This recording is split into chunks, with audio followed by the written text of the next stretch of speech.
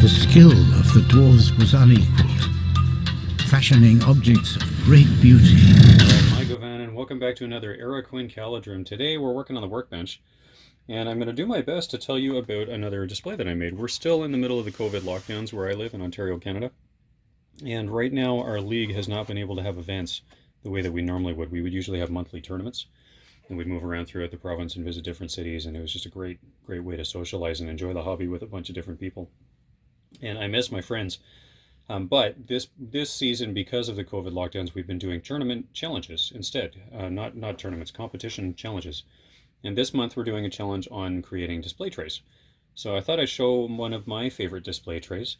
This was not nearly as much work as it looks like it was. This is probably one of the best 7 hours I've invested in this hobby.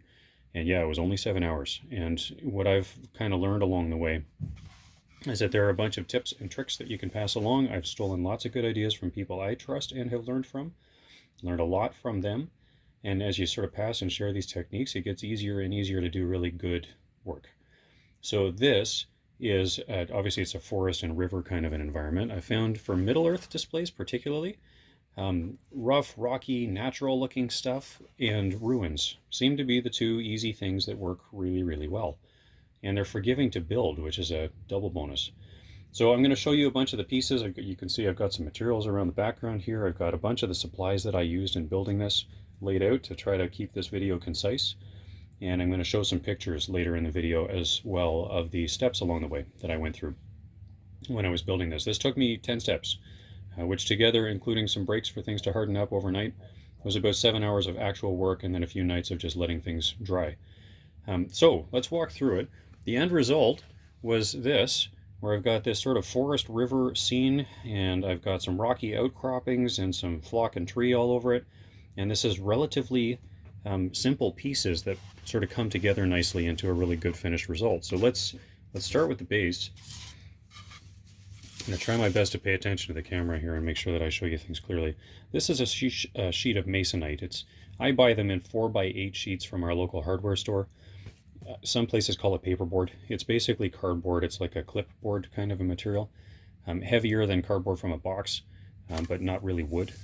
But it makes a really solid base that you can build on. Eventually, over time, I've heard that they can bend and they can wear down, so you do have to be careful with them. But I haven't had any of mine built long enough for that to happen to me yet, and I've had several boards that I've built for several years. My oldest ones are about 4 years old now. And it seems to be lasting, but I think it has a lot more to do with what you seal it with and what you cure it with than it does with the board itself. So, step one for me, what I did, I took some paperboard and I cut a base. I figured out the shape that I wanted it to be, and I drew lines on that base for where I wanted things to go. And I was thinking, you can see the final result over here. I was thinking sort of river through the middle. I want to have something rocky on both sides of the river. And I used foam to make those rocks. But before I did that, first I drew on my paperboard, I drew a bit of a layout of what I wanted this display to look like. So I can show you pictures of that. Then I used foam. And there are lots of other videos on how you can work with this foam. You can buy it in lots of shapes and sizes. I used 2 different types of foam for this. It's all XPS, 2 different shapes is what I should have said. This is a 3-inch by 3-inch block. I am in the construction industry and I have access to some interesting people. Excuse the kids running around in the background there. I'm in the construction industry, so this stuff gets used to build buildings all the time. This is 1-inch XPS, extruded polystyrene foam. I'm a big fan of this stuff because it cuts so easily. And I've got another video that shows this a bit. If you look at the Moria display board I built, I show you a little bit about how I cut the foam there. It's really not rocket science. And it's pretty easy. As soon as you get a little bit of practice with this, I would say cutting foam is very novice level skill. You can quickly and easily figure out how to cut the foam. Getting creative with your cuts and getting more confidence with your cuts takes a little bit more time. This is not the first thing that I've cut, but I really did just cut this with a kitchen knife, a serrated kitchen knife. I cut down on the corners. You can sort of cut in at angles and just use sawing motions and make lots of sort of rough shapes. And the rougher it is, the more natural it will look. It's almost counterintuitive, but you make a good mess out of it as you go. It ends up looking more real later. This was an off-cut piece that I glued back on. Just as you cut pieces away here, you're going to have scrap. This was also some scrap that I trimmed and glued back on. This was a 1-inch piece, where this came from a 3-inch the big 3-inch square core that I showed you, and this was a 1-inch piece. Then there's a whole lot of other stuff in here that is not actually foam. I went through my yard and grabbed, in this case, a twig, and then a lot of the rest of this is bark from trees in my yard. It's literally just waste bark. And of course, it would have looked like bark if I hadn't painted it, but when you paint it up, it looks beautiful as rock. And I used it in some cases to create some texture on the top of the display board as well. This bark I broke. I just pushed down on it and broke it, and I overlapped it with the other bark. So after I had found a bunch of scrap pieces of bark that I thought were about the right shape that I wanted to use, then I've spent some time laying them out and figuring out where I wanted them to go. Of course, there were gaps everywhere. So my first step was to cut the base, lay out the base, and then sketch on it.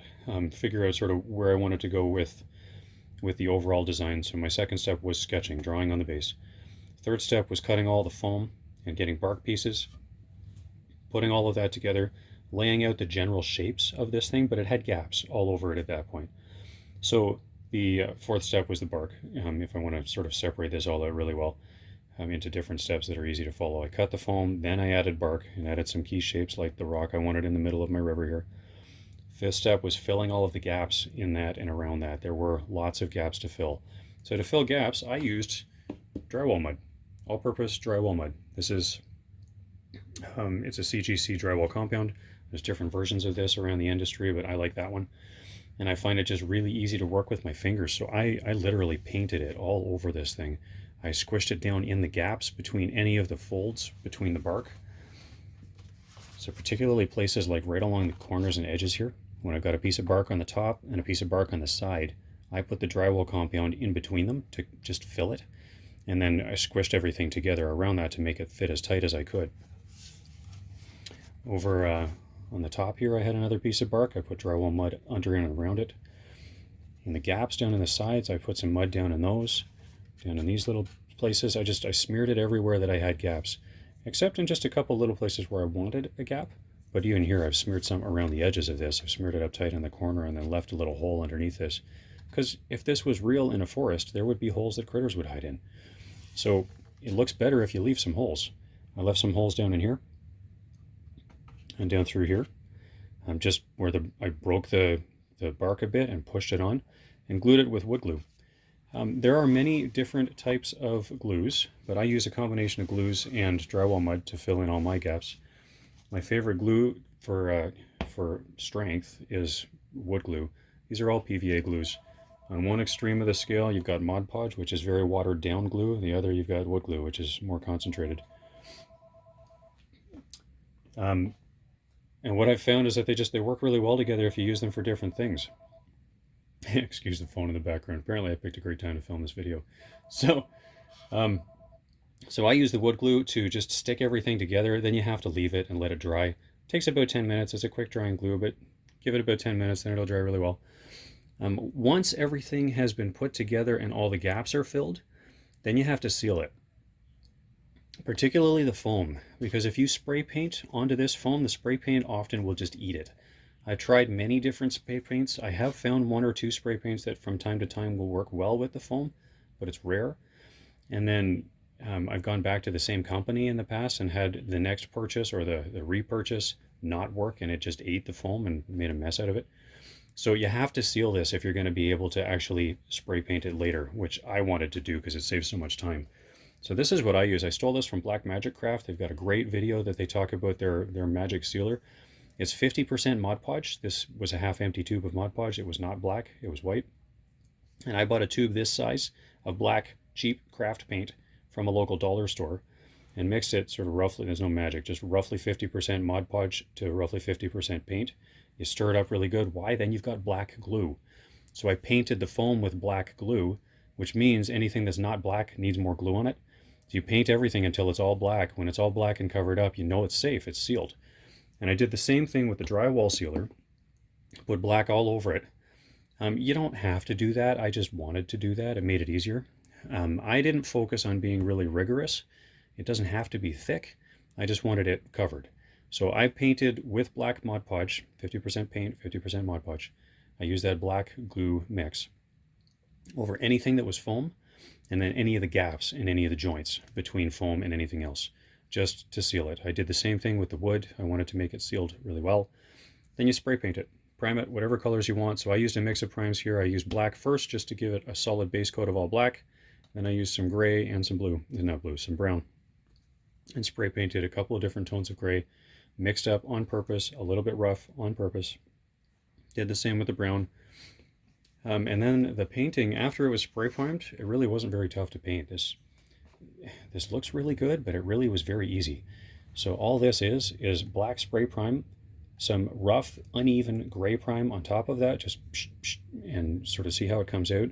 The brown, and not super careful, just to make some uneven mixing between the brown and the gray. You can see the gray and the brown are both mixed together a little here. And then I dry brushed the whole thing with an off-white, just a cheap dollar store off-white, like a vanilla or a cream. And then I used a little bit of white in just a couple key places, but just a lot of dry brushing to hit the highlights and just to hit all the edges of the stone and to bring all that up and sort of make it look more stone-like. And you can see on the stone down in the river here, the bark down in the river, there's brown on the bark, there's gray everywhere else. This is a mix of those spray paints again, and some of that brown is in the river underneath the water resin as well.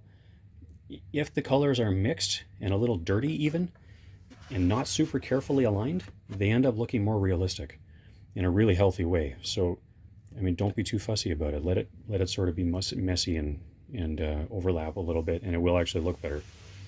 At least that's what I found. So that's what I tried to do. I should say, I'm going to back up, before I primed it, I was careful with the drywall mud to not just get all the gaps, but to do the whole river. This riverbed is all drywall mud. There is a layer of resin on top of the drywall mud, but most of what you see is drywall mud, not resin. And the texturing is not resin. The texturing is all the drywall mud. And what I found is that it's really workable and it's really easy to use with your fingers. So I actually skimmed a thin layer of drywall mud all across. I used a trowel, a couple of cheap tools that I picked up from the dollar store, and I used my finger to make the waving motions all the way through it, and just wiped it with my finger to get sort of ripples all the way through. If you look really closely, I'll show some pictures in the video as well, but if you look really closely, apart from the glare from the camera, you can see, from the light I mean, you can see my finger marks all the way through it. And that's all that is. That literally is my finger. Even when you get down into the edges underneath the bark. And of course, the harder the edges here, the more wispy it is. But that actually ends up looking much more natural even. You can't see it as well on the video here, but I'll put some pictures in this later as well. But all of these little edges that wick up underneath the rock or right up into the rock, that's because that's literally what I did. I used my pinky finger just because it's my smallest finger. It was easiest to stick in the hard places. And I rubbed right in there with my pinky finger, usually on the soft edge of my finger. Keep your fingernails out of there. And what I found is that it would stick a little bit to my finger. So you can see some pokey parts that stick up in the picture there. That's literally where it stuck to my finger. And as I pulled my finger away, some of these things would wick out, and it looks like waves crashing into the side of the rock, or rippling under the sides of the rock. If you look around the edge here, all of these ripples are just my finger, and there's little pokey parts that stick up just like water would. So I was really happy with the way that came out, but those will break really easily if you don't seal them. So then I had to go back over those with my black paint Mod Podge mix, again, just to seal it and make sure that it would have some durability to it. The drywall mud is really, really good at filling gaps. It's not super durable. When it hardens between other compounds, it'll hold its shape really well, but it needs some kind of a sealing layer on top of it to keep it in place. So the black Mod Podge really worked well for that. After I had covered everything, after I had the drywall mud in place, and then had primed and painted and sealed everything up, then I poured the resin. I love this stuff. Woodland Scenics. This is just, it's a blue water resin that they sell. They also have clear resins, which you can tint to whatever color you like. All the color that you see in this is paint that I put on the surface before I applied the resin, and it's just the same blue across the whole thing. So all of the texturing and coloring that you do here is just paint before you apply the resin. So I did prime and paint the river. I did dry brush the waves. So the same vanilla that I used on the rock, I used for all the wave tips. And again, just dry brushed my way through the river. And it just catches the wave tips and works really well that way. If you look really closely at my river, I don't know how well it's going to show on the camera. You can see it a little bit here. There are some browns in the river, some grays, and then there's some darker parts that are just the black Mod Podge. And it's sort of dry brushed and rubbed all together. A little bit of wet blending in there, but honestly, wet blending is not something I would say I'm at all strong in. What I would describe this as is me deliberately being sloppy, like deliberately, and just mixing the colors up. A little bit of sloppiness goes a long way, actually, to make it look more like a river.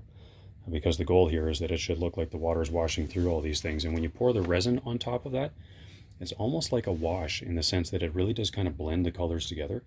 And it provides that blue sheen on the top that just makes it look like everything else is under the water, because of course it is. Everything is under the water. At that point, the whole thing is painted. The resin was my second last step. Final step was flock. And it's the easiest step of a lot of them, and honestly one of the most fun, because it gives you the opportunity to just really bring it together. I would say use as many different types of flocking as you can. You can see here I've got some orange bushes. I've got some orange and yellow. I've got, you can see this on the camera, a little brown tree. Some of these things are very little. And it's almost like a twig. Thin brown tree. And then obviously some bushy stuff that stands up on stalks. Excuse me as I bump the camera stand. Lots of little sort of wispy flocks, powdery grasses, poofy grasses, just a mix of stuff. And the more mixed up it looks, the more it's going to look real, more natural it's going to look. It looks like flowers and grasses mixed together there. I also put some moss down on the rock. This is thinner, powdery stuff that actually looks more like moss. You saw earlier I had this twig bridge that I had put across the whole thing. On the twig, I have some of the same flock in there to make moss on the twig because it's a fallen tree in my diorama, right?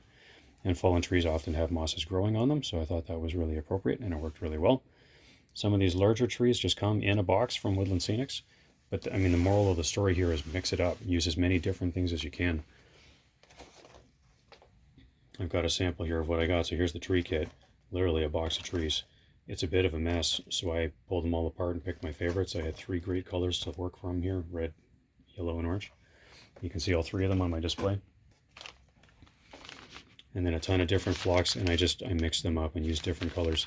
I only showed you 2 of them here because I have many, actually. My workbench is hiding in the back over there.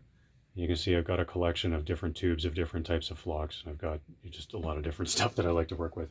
The more mixed up it is, the better. And that will just make it look more natural. So there's my 10 steps. First, I cut the base out of the masonite board. Then I drew on the base and gave myself a bit of a plan of where I was going. I drew where the river was going to go. I didn't follow it perfectly, but I started with a plan. Then I cut my large and my small foam pieces and sort of put my foam together. Once I had the foam all put together, then I put the bark on. After I had the foam and the bark on, then I filled gaps with the drywall mud, the drywall compound that I have in the back there. Once the gaps were all filled and ready, then I sealed it. I had to leave it overnight, let it all dry, let it harden. Then I sealed it with some black paint mixed with Mod Podge. Worked really good as a sealer. Then I primed it with a couple different layers of prime. I went black and gray and brown, mixed up the grays and the browns. Then it was ready to paint. After it was painted, it was ready for the resin.